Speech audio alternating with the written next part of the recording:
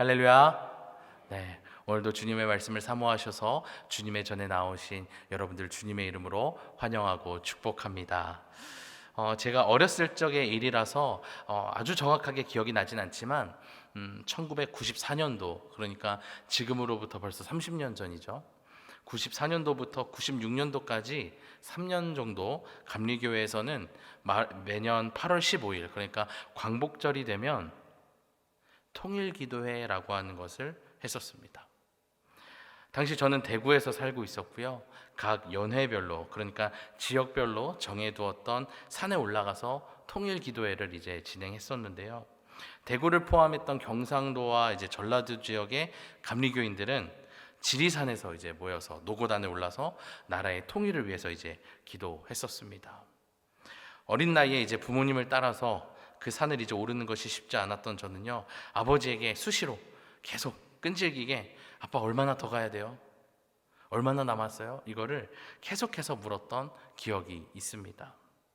그때마다 아버지는 이제 산을 오르다가 만나는 이제 표지판이나 안내도를 이제 보여주시면서 우리는 지금 여기에 있고 아직 얼만큼 남았어라고 이제 알려주셨습니다. 당시 저에게 있어 이 산에서 만나는 표지판과 안내도는요, 그리고 그것을 통해서 알게 되는 현 위치는 저에게 너무나 중요했습니다. 왜냐하면 그것을 통해서 내가 얼만큼 더 올라가면 되겠구나 라고 하는 것과 함께 더욱 힘을 낼 수 있었거든요. 자, 그런데 나의 현 위치를 아는 것이 이렇게 산에 올라가는 때에만 중요할까요? 그렇지 않다는 거죠. 우리가 무엇을 하든지 어떤 목적을 가지고 있다면 나의 현 위치를 아는 것, 나의 현 상태를 아는 것은 아주 중요하다라는 사실입니다. 왜냐하면 그것으로 하여금 내가 가야 할 목적지 또는 내가 이루어야 할 그 목적까지 얼마나 남았다라고 하는 것을 알 수 있을 뿐만 아니라 지금 내가 가고 있는 이 방향이 옳은지 그른지도 알 수 있기 때문입니다. 자, 그래서 차량 내비게이션이 우리에게 알려주는 것이 우리가 가야 할 목적지를 계속 알려주는 게 아니라 우리의 현 위치를 계속 보여주고 있는 겁니다. 그렇죠. 내가 여기서 서울을 가야 되는데 서울로 내비게이션을 찍었는데 계속 서울만 비춰주고 있으면 우리가 갈 수 있을까요? 그렇지 못하죠. 내 현 위치가 어디 있는지를 알아야 우리가 갈 수 있는 것처럼 나의 현 위치를, 그리고 내가 어디에 있는지 모르는 사람은, 나의 상태가 어떤지 모르는 사람은 절대로 그 목적을 이룰 수도 없고 목적지에 도착할 수가 없다는 겁니다. 그렇다면 여기에 모여있는 우리 그리스도인의 삶의 목적은 무엇일까요? 여기에 우리가 여러 가지의 대답을 할 수 있겠지만 그리스도인으로서의 우리의 삶의 목적은 그 무엇보다도 복음을 전하는 것, 그것과 함께 그 삶으로 주님께 영광을 돌리는 것인 줄로 믿습니다. 그런데 종종 우리는 이러한 우리의 삶의 목적, 비전에 대해서 오해하는 부분이 있습니다. 바로 이 비전이라고 하는 것을 직업과 같은 어떤 모습으로서의 나 자신으로 오해할 때가 있다는 겁니다. 제가 예전에 교회학교 사역을 이제 한창 할 때 학생들에게 참 많이 물어봤던 질문이에요. 너의 비전은 무엇이니? 이걸 물어보면 아이들은 항상 저한테 직업을 얘기해 주곤 했습니다. 전도사님, 저는 공무원이 되고 싶어요. 저는 프로게이머가 되고 싶어요. 저는 어떤 선생님이 되고 싶습니다. 연예인이 되고 싶어요. 사업가가 되고 싶어요. 이런 직업을 이야기했습니다. 근데 여기 계신 분들 잘 알고 계신 것처럼 직업은 비전이 아니라는 거죠. 직업은 비전을 이루기 위한 도구일 뿐입니다. 비전은 나의 어떤 바램과 뜻이 아닌 하나님의 뜻이 담긴 것을 우리가 비전이라고 할 수 있습니다. 그러니까 주님께서 나에게 주신 어떤 관심사나 달란트를 통해 이루실 하나님의 나라를 꿈꾸게 하는 것, 그 나라를 위해서 내가 힘쓰는 것, 그것이 우리의 비전이자 삶의 목적이 된다라고 하는 겁니다. 저를 예로 들자면 저의 비전은 목사라고 하는 세상이 말하는 어떤 직업으로서의 활동이나 모습에 국한되는 것이 아니라 이 목사라고 하는 역할을 통해서 하나님의 나라를 이루어가고 하나님께 영광을 돌리는 데에 저의 비전이 있다는 겁니다. 그런데 만약에 우리가 어떤 비전을 품고 있든지 그 안에 하나님의 뜻이 없이 그저 내가 혼자 꿈꾸었던 것이라면, 내가 나의 욕망을 이루기 위해서 꿈꾸었던 것이라고 한다면 그것은 비전이 아니라 실체가 없는 허상과도 같은 일루전에 불과하다는 겁니다. 비전과 일루전 비슷한 것 같지만 전혀 다르다는 거예요.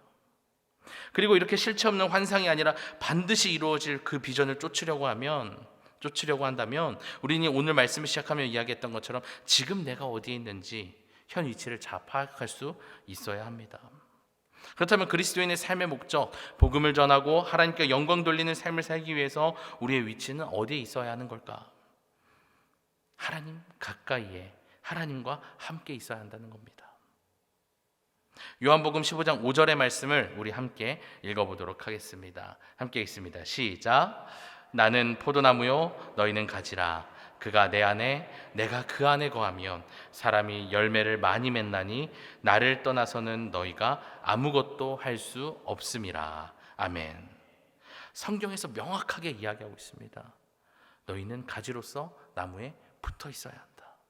주님이 계신 곳에 같이 있어야 한다는 거죠. 자, 그런데 오늘 본문을 보면, 오늘 창세기의 말씀을 보면 이 아담과 하와가 그러지 못했던 모습을 우리가 오늘 발견하게 됩니다. 아담과 하와 두 사람은 뱀의 유혹에 넘어가서 하나님께서 먹지 말라고 명령하신 그 선과 악을 알게 하는 그 열매를 먹게 되죠. 그 뒤로 그들은 스스로 벗었다는 것을 이제 깨닫게 됩니다. 그리고 나뭇가지를 엮어서 옷을 만들어서 몸을 가리고 하나님에게서 몸을 피합니다. 그때 하나님께서 말씀하세요. 오늘 보면 9절입니다. 네가 어디에 있느냐? 아담을 향해 하나님 물어보십니다. 네가 어디 있니? 하나님의 이 질문에 담긴 의도가 과연 무엇일까요? 하나님께서 정말 이 아담과 하와가 숨은 위치를 몰라서 아우 너희 안 보인다 라고 하시는 걸까요? 그렇지 않습니다. 하나님께서 이들이 뱀으로부터 유혹을 받았던 것과 선악을 알게 하는 그 열매를 먹는 그 과정 전부를 보고 계셨습니다. 알고 계셨어요. 그런데도 왜 하나님께서는 이렇게 물으신 걸까요?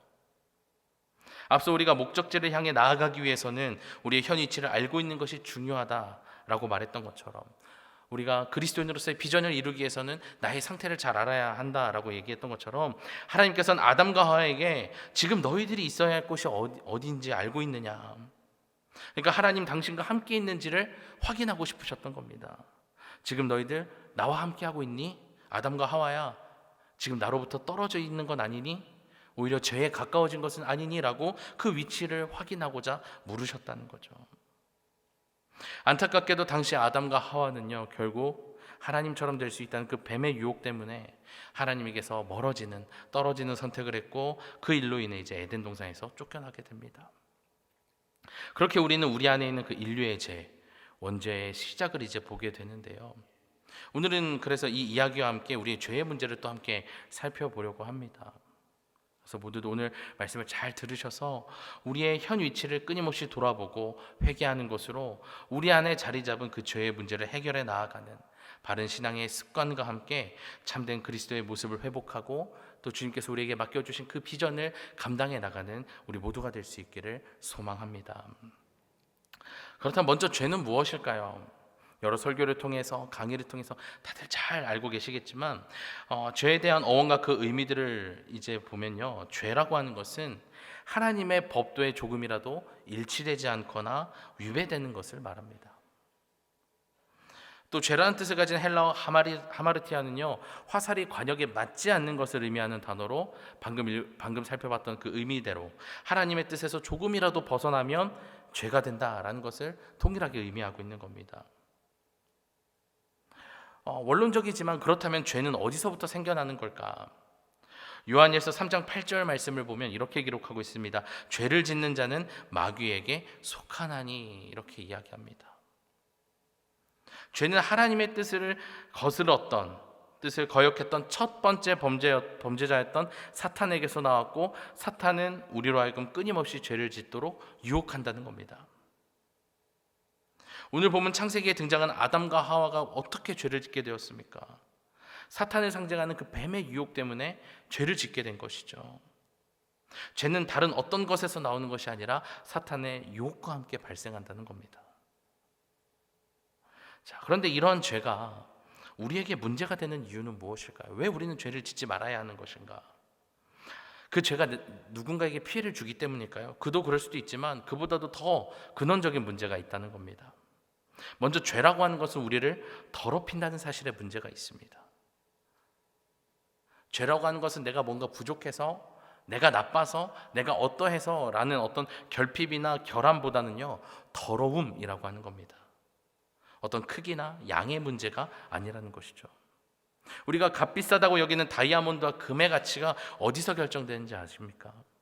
순도에서 결정이 납니다. 다이아몬드의 경우에는 투명도라고도 이야기를 하는데요. 다이아몬드나 금의 가치를 순도가 결정하는 것처럼 우리가 하나님 나라에 들어갈 수 있는 그 자격이 되는지 아닌지는 우리의 영혼의 깨끗함에 달려 있다는 겁니다. 그 순도에 달려 있다는 거예요. 그래서 우리는 자기 영혼의 정결함에 대해서 아주 민감하게 반응해야 하고, 죄로 인해서 우리 영혼의 투명함을 잃는 그런 일들을 피해야 된다는 것입니다. 성경에서는 여기에 대해서 재앙과 같다라고 이야기할 만큼 쉽게 지나칠 일이 아니라고 하는 겁니다. 우리가 종종 이야기합니다. 똥이 무서워서 피하냐? 더러워서 피하지. 네, 그렇습니다. 더러움은 관계를 방해합니다. 냄새든지 무엇으로든지 더러움은 함께하지 못하게 만들어요. 그래서 오늘 본문에서도 아담과 하와가 했던 일이 무엇입니까? 옷으로 자신의 몸을 가리면서 하나님과 이제 내외하기 시작하는 거예요.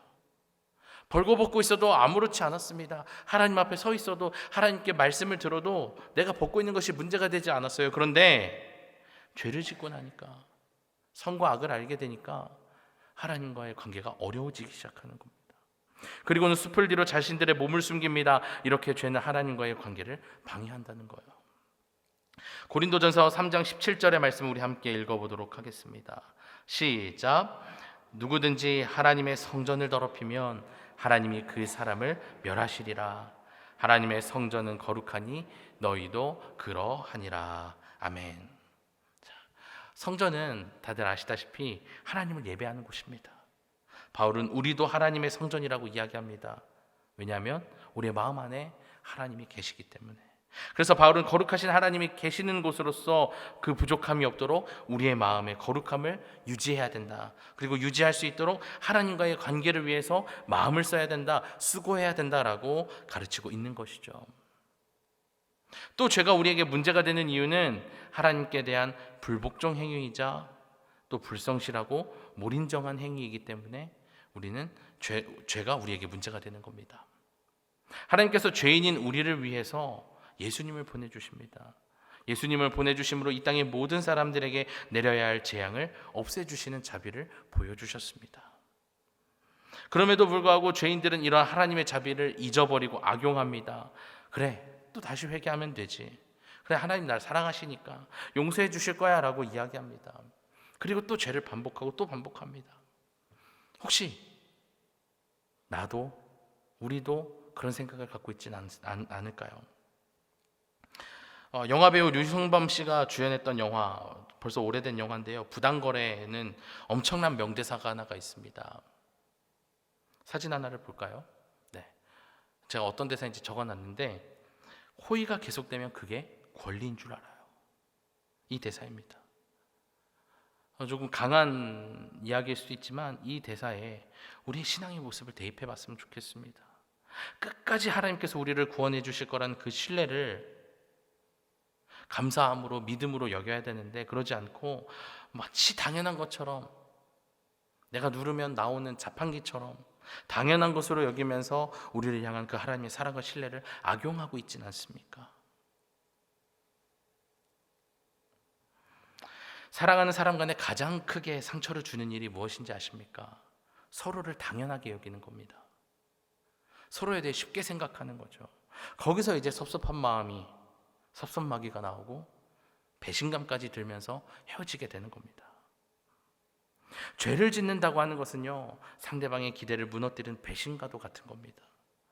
이것을 우리는 배은망덕이라는 말로도 이제 이야기하는데, 우리는 이런 일을 하나님께, 예수님께 아무렇지 않게 반복하고 있다는 거죠. 그래서 주님께서 유일하게 싫어하시는 것이 죄인 것입니다. 하나님은 어떤 사람이 가난하다고 해서, 무능력하다고 해서, 세상에서 멸시받는다고 해서 미워하시지 않습니다. 그것은 마치 내 친구가 병들었다고 해서 미워하는 것과 같은 거예요. 너 병들었어? 그럼 넌 이제 내 친구가 될 수 없어. 어떤 친구가 병들었다고 친구를 버립니까? 그런 사람은 애초부터 친구가 아니었던 거죠. 하나님은 우리와의 관계에서 다른 어떤 조건들을 내세우시지 않습니다. 다만 죄만큼은 용납하시지 않으신다는 겁니다. 예레미야 44장 4절의 말씀을 함께 보도록 하겠습니다. 제가 읽어드리겠습니다. 내가 나의 모든 종 선지자들을 너희에게 보내되 끊임없이 보내어 이르기를 너희는 내가 미워하는 이 가증한 일을 행하지 말라 하였으나. 자, 이 말씀처럼 하나님께서는 끊임없이 죄를 반복하는 이스라엘 백성들이 더 이상 죄를 짓지 않도록 선지자를 보내고 경고하셨지만 이스라엘은 회개하지 않습니다. 그래서 하나님은 이스라엘을 향해 징계를 내리셨고, 그 징계는 포로 생활이라는 그 치욕스러운 역사의 시작을 가져오게 된 것이죠. 그리고 그 징계가 오늘 우리에게는 이제 지옥에 머무는 것으로 임하게 되었습니다. 이것을 아는 것이 아주 중요해요. 죄를 해결하지 못하는 사람에게 가장 큰 문제는 천국이 아닌 지옥에서 살게 된다는 겁니다. 이것이 마치 교회 학교에서 이야기하는 유치한 것처럼 보이지만 이게 진리이고 사실이라는 겁니다. 아담과 하와가 결국 어떻게 됐습니까? 모든 것이 갖추어져 있던 마치 하나님 나라의 모델로서 상징되어지는 그 에덴 동산에서 쫓겨나지 않았습니까? 이 사실을 기억하시면서 죄의 문제를 해결하기 위해 날마다 회개하는, 주님을 바라보는 우리 모두가 될 수 있기를 소망합니다. 여기서 우리가 또 한 가지 생각하게 되는 것은 뭐냐면요, 그리스도인으로 살기로 결단을 하고 회개함으로 신앙생활을 이어가는 우리가 왜 계속 죄를 반복하게 되는 걸까? 분명 내가 매일같이 예배에 나와서 기도하고 주님께 용서를 구하고 또 새벽 기도에도 나와서 나의 죄를 고백하고 회개하는데 왜 또 나는 이 죄를 이겨내지 못하는가? 왜 그 유혹에 또 빠지는가? 처음 주님을 만났을 때를 한번 떠올려 보셨으면 좋겠습니다. 주님을 처음 만나고 영접하면서 얼마나 간절히 주님께 부르짖으면서 주님, 제가 이제 그리스도인으로서 온전히 살겠습니다라고 아주 결단을 하고 또 결단을 하셨을 겁니다. 저 역시 그랬습니다. 그런데 왜 우리는 당시의 고백과 다른 삶을 살 때가 많은 걸까요? 우리가 그리스도인으로서 새 삶을 살기로 결단했음에도 불구하고 죄를 짓는 데에는 우리의 원죄에서 발생되는 옛사람 때문에 그렇습니다. 원죄는 앞서 소개했던 그 아담과 하와가 지었던 죄가 전가되어 이어져 온 죄입니다. 우리는 이 죄로 인해서 날 때부터 죄인으로 태어나게 돼요. 그렇게 우리는 죄성을 지닌 죄인으로 삶을 살아가지만 여기에 모인 우리 모두가 거쳐왔던 대로 예수 그리스도를 영접하고 새로운 삶을 살기로 결단하면서 새 사람, 의인의 삶을 살게 되는 겁니다. 하지만 그 삶을 온전히 살아내지 못하는 이유가 바로 옛사람 때문이라는 겁니다. 자, 그런데 여기서 옛사람이라고 하는 것은 뭐냐면요, 흐르지 않고 한 곳에 오래도록 고인물과 같이 오래되고 썩은 것을 말합니다. 그래서 이 원죄는요, 우리 스스로의 힘으로는 도저히 제거할 수 없습니다. 마치 여름날의 잡초와 같은 거예요. 뽑아도 자라나는 잡초와 같습니다. 분명 오늘 다 뽑았는데 그 다음날 나가보면 또 자라있어요. 더 많이 자란 것 같아요. 이런 것처럼 우리의 원죄는 우리의 힘으로 아무리 지우려고 해도 지워지지 않는다는 겁니다. 이 원죄는 우리 안에 뿌리 깊이 머문 채 끊임없이 우리로 하여금 죄를 짓게 합니다. 여기서 우리는 또 한 가지 궁금증이 생깁니다. 그러면 왜 하나님께서는 우리를 의인의 삶을 살라고 하시면서 이 원죄를 남겨두셨을까? 이것이 없으면 좀 더 편하게 우리가 죄를 안 짓고 하나님께 더욱 영광을 잘 올려드릴 수 있을 것 같은데 말이죠. 하나님께서 우리에게 이 원죄를 남기신 이유가 있습니다. 그 이유가 두 가지가 있는데, 먼저 하나는요, 연약한 성도들에게 당신의 은혜의 능력을 나타내시기 위해 그렇게 하셨다는 겁니다. 다시 말해 하나님의 은혜가 있다라고 하는 것을 알리기 위해서 그렇게 하셨다는 겁니다. 고린도전서 1장 27절의 말씀입니다. 제가 읽어드리겠습니다. 하나님께서 세상에 미련한 것들을 택하사 지혜 있는 자들을 부끄럽게 하려 하시고 세상에 약한 것들을 택하사 강한 것들을 부끄럽게 하려 하시며. 아멘. 오늘날 수없이 쏟아지는 아이돌 그룹들이 있습니다.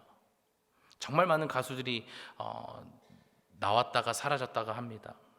이 아이돌 가수들이요, 주목받기 위해 가장 필요한 요소가 뭘까요? 당연히 노래를 잘해야겠죠. 춤도 잘 춰야 되고요. 거기에 작곡이나 프로듀싱 능력 여러 가지가 필요한 것 같습니다.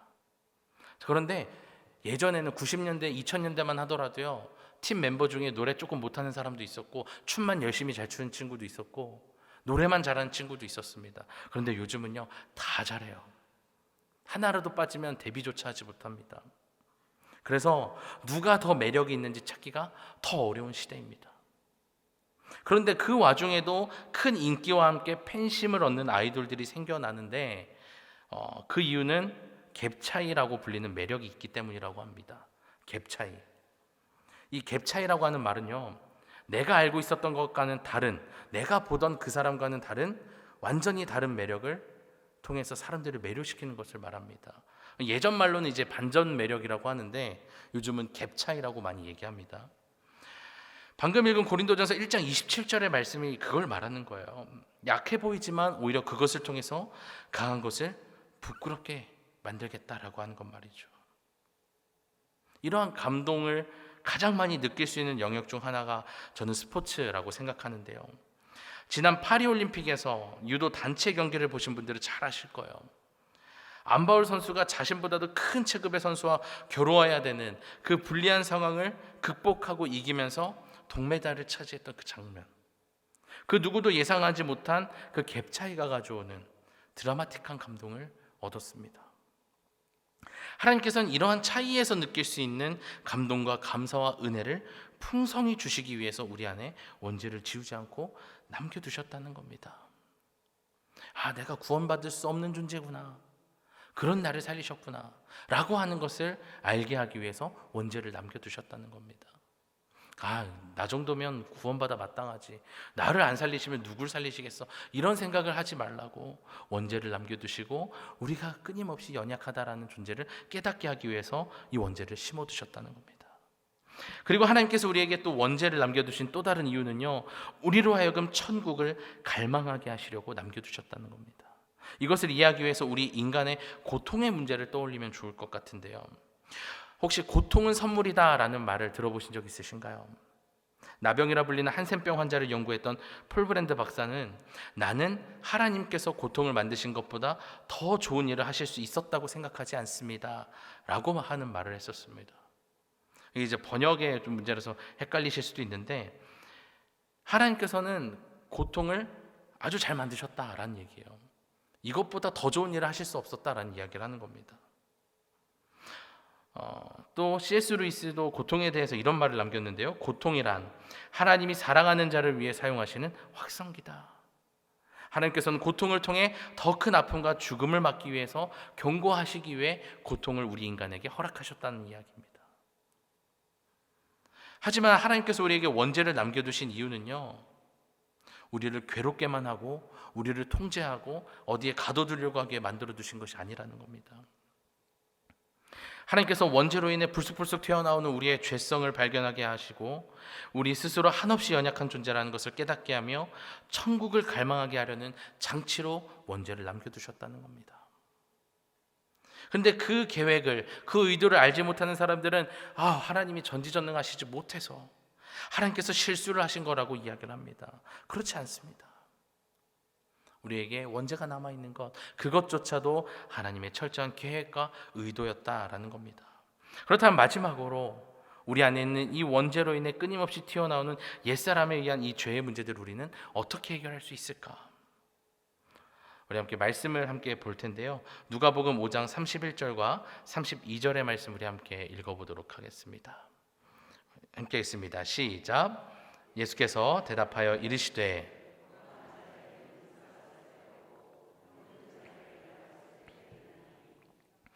내가 의인을 부르러 온 것이 아니요 죄인을 불러 회개시키러 왔노라. 아멘. 예수님께서 직접 말씀하셨어요. 예수님은 다른 어떤 것을 위해 오신 것이 아니라 죄인을 불러 회개시키러 오셨다.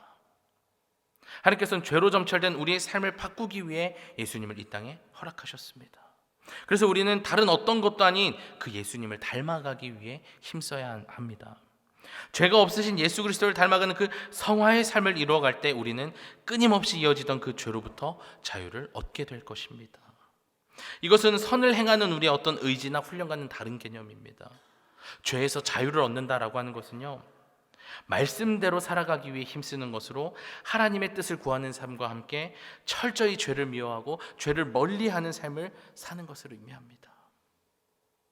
그래서 바라는 것은요, 이제는 예수 그리스도를 닮아야지. 네, 예수 그리스도를 닮겠습니다라고 매번 우리가 입술로 고백하고 결단하는 차원을 넘어서 이것을 우리의 삶에서 실제로 이루어 보자는 겁니다.